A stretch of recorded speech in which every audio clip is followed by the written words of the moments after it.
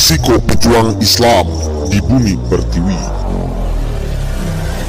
Dulu, guru kita Hadratus Syekh Kiai Haji Hashim Asy'ari dalam menegakkan Islam, berdakwah dan beramar ma'ruf nahi munkar di bumi NKRI ini penuh dengan segala tantangan serta rintangan.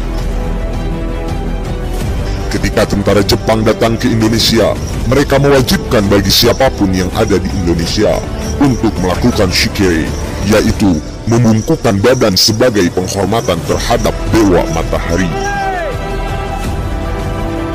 Beliau dipaksa untuk melakukan shikei, namun dengan tegak berdiri, beliau menolak, karena bagi beliau hanya Allah Subhanahu wa Ta'ala yang wajib disembah.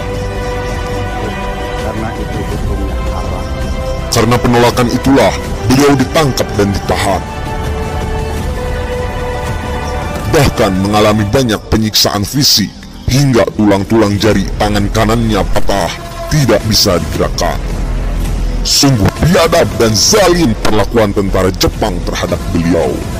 Sama halnya dengan saat ini, Imam besar kita Habib Rizik Syihab diperlakukan secara tak beradab dan zalim karena kegigihan dan keberanian beliau dalam berdakwah, beramar ma'ruf nahi munkar, menegakkan syariat Islam di bumi Indonesia.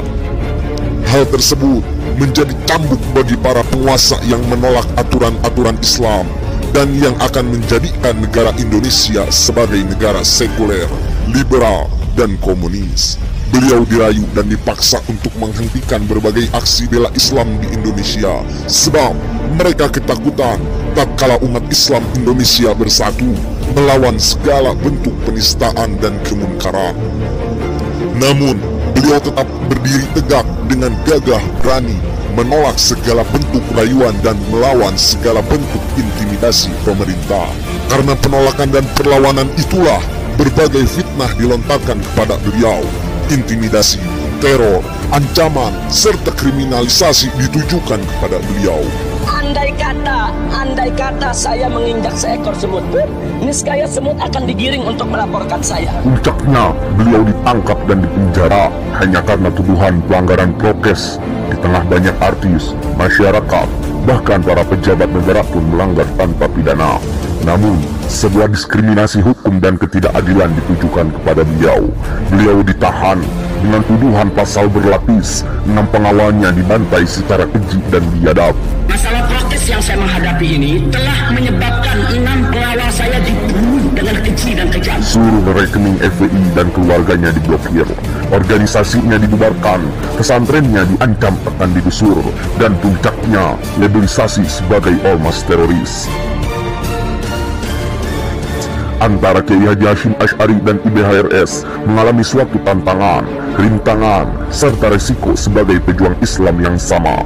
Namun, perlu diingat, tatkala Kiai Haji Hashim Asy'ari ditangkap dan dipenjara, kemudian para santri, pecinta, simpatisan, dan seluruh umat Islam di Indonesia tidak diam dan hanya berdoa duduk di rumah, membiarkan kezaliman terhadap Kiai Haji Hashim Asy'ari terus berlanjut. Walaupun dengan segala keterbatasan yang mereka miliki, mereka bangkit melawan, berbondong-bondong mendatangi sel tahanan markas Jepang. Tidak sampai di situ, semua umat Islam di seluruh penjuru Jawa pun mendatangi markas-markas Jepang. Mereka semua hanya duduk dan berzikir berhari-hari, siang dan malam di depan markas Jepang untuk menuntut pembebasan Kiai Haji Hashim Asy'ari.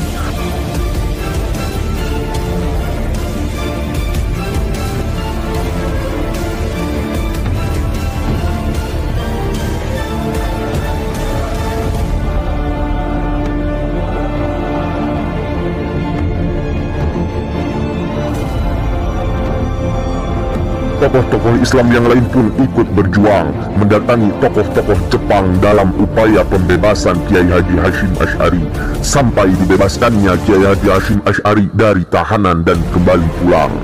Mereka lakukan itu semua karena bukti cinta mereka terhadap guru dan ulamanya.